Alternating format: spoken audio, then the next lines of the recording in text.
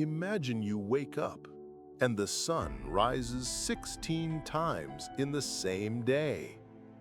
Imagine you look out the window and see the entire Earth spinning below you every 90 minutes.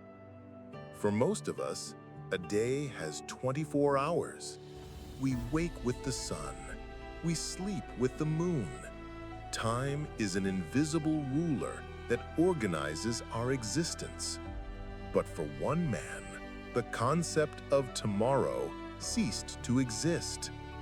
This is the story of Scott Kelly, NASA astronaut, twin brother, and the man who spent 340 consecutive days in space. One complete orbit, an unprecedented mission, and a perception of time completely transformed. What he discovered up there changed not only science, it changed how we understand our own existence. Because when you remove the clock, the calendar, and all terrestrial markers of time, something extraordinary happens. You finally understand what time really is.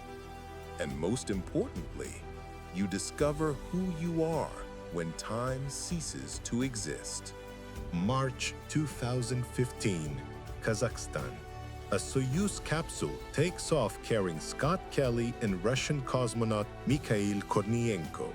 Destination: International Space Station. Duration: nearly 1 year. The longest mission ever undertaken by an American in space. But why? Why would anyone choose to spend almost a year floating 400 kilometers above Earth, confined to a space the size of a 6-bedroom house, away from everything and everyone they love? The answer lies in the future. NASA is planning missions to Mars, and Mars isn't just around the corner. A trip there would take 6 to 9 months, one way. In other words, any astronaut going to Mars will spend years in deep space. And we need to understand, what does this do to the human body, to the human mind, and especially to our perception of time? Scott volunteered, but there was a detail that made this mission even more special.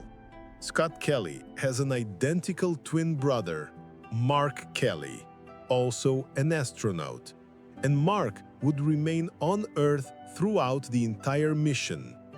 This created the perfect scientific experiment: 2 genetically identical bodies, one in space, one on Earth, and science would observe what would happen. But no one, not Scott, not NASA, expected what would actually happen to his perception of time. The International Space Station travels at 28,000 kilometers per hour. At this absurd speed, it completes a full orbit around Earth every 90 minutes. This means that every hour and a half, Scott witnessed a complete sunrise, and 90 minutes later, another, and another, and another. 16 sunrises, 16 sunsets every single day. And now stop and think. How do you measure a day when the sun rises every hour and a half? How do you feel tomorrow when there's no prolonged night? How do you know what time it is when the sky changes from dark to light 16 times in 24 hours? In the first weeks, Scott tried to maintain a terrestrial routine. Wake up at a fixed time, work in shifts, sleep at programmed hours. But his body went into confusion. Without the natural rhythm of prolonged sunlight and prolonged darkness, his biological clock, the circadian rhythm, began to collapse.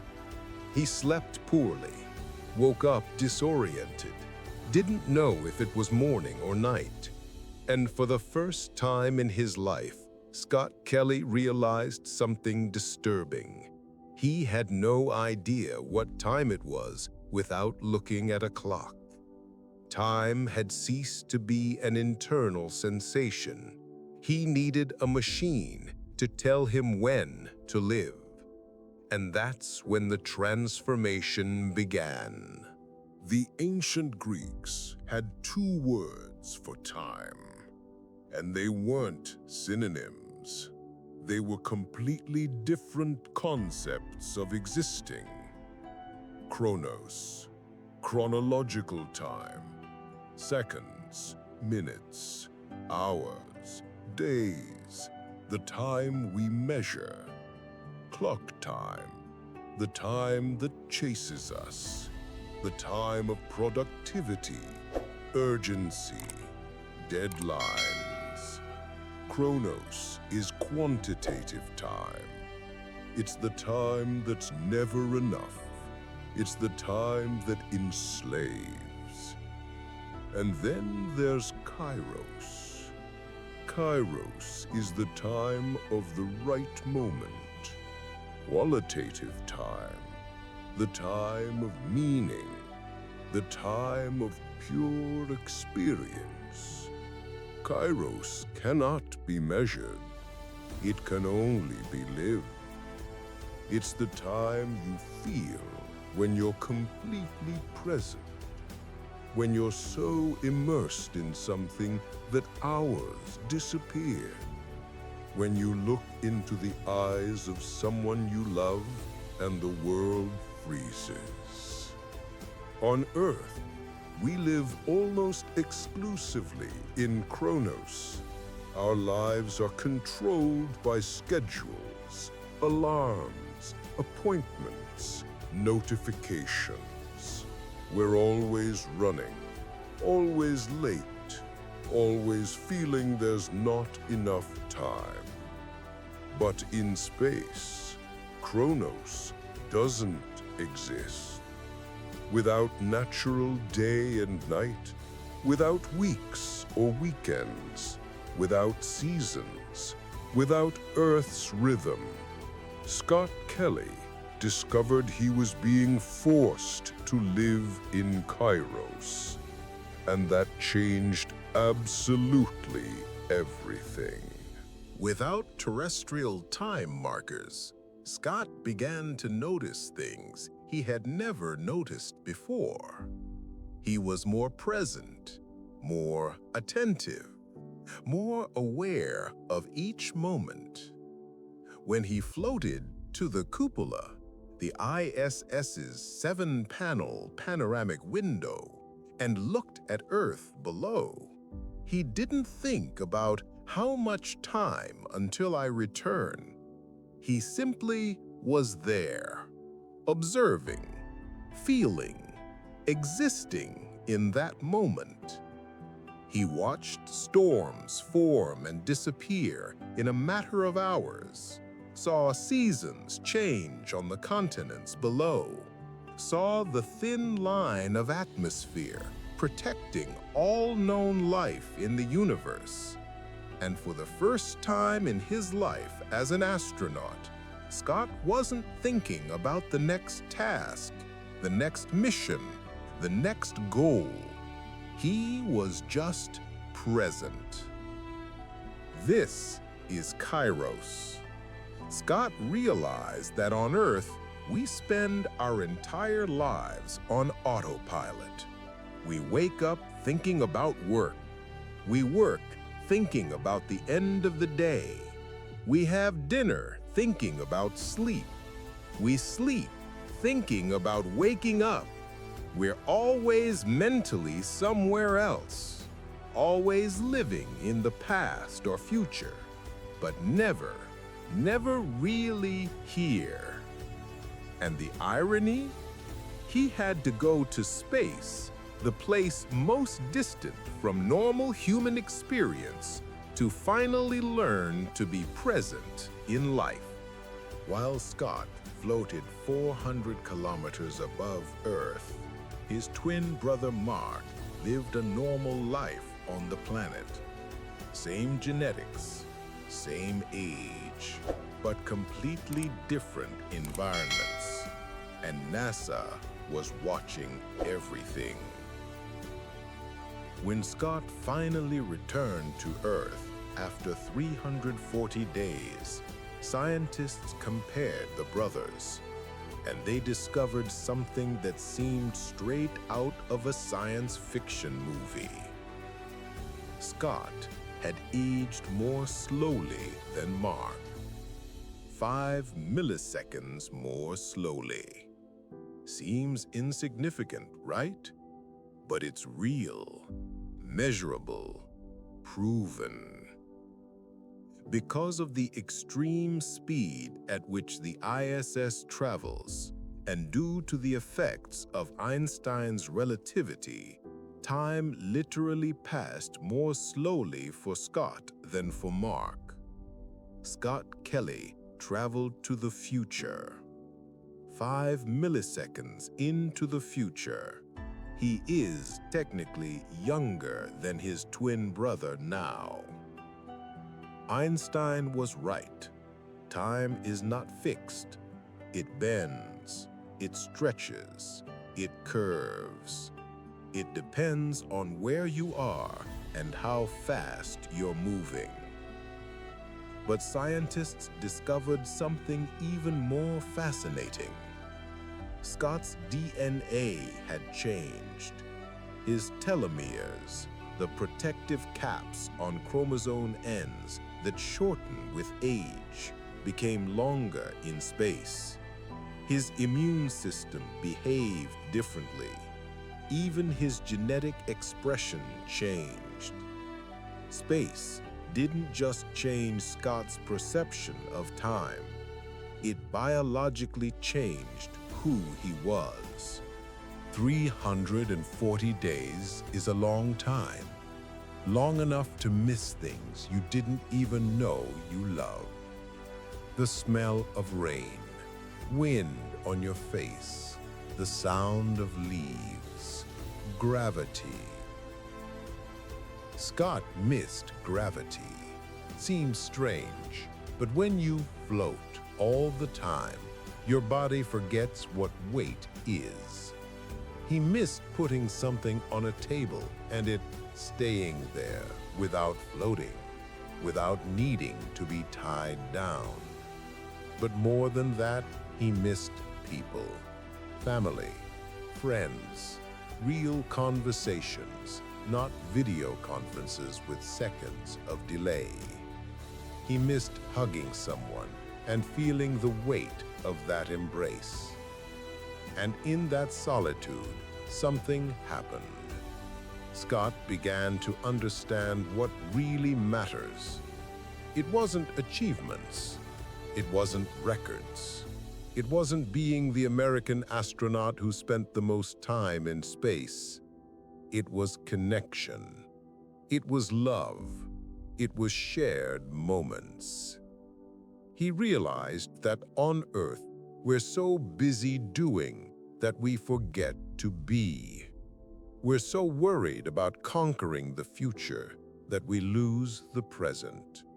We're so obsessed with productivity that we forget to live. And the greatest lesson Scott brought from space wasn't about science.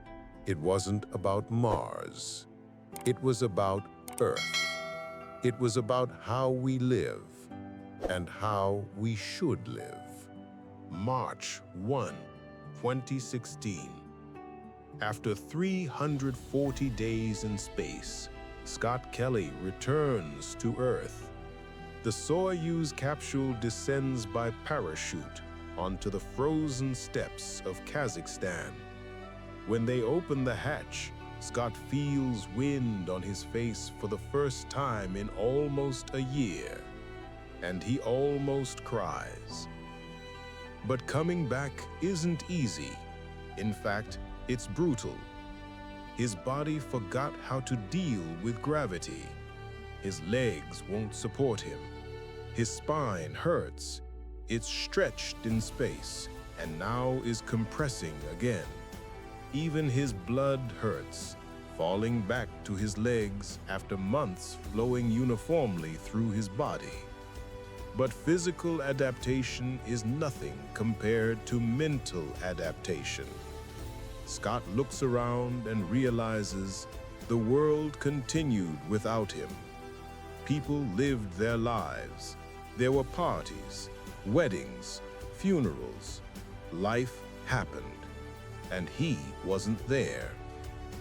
But at the same time, he was in a place where only a few hundred humans in all history have ever been. He saw things most of us will only see in photos. He lived in a way that fundamentally changed who he is. And now, back on Earth, surrounded by clocks, schedules, and calendars again, Scott refuses to completely return to Chronos. He learned to live in Kairos, and he won't unlearn. Here's the truth Scott Kelly brought from space.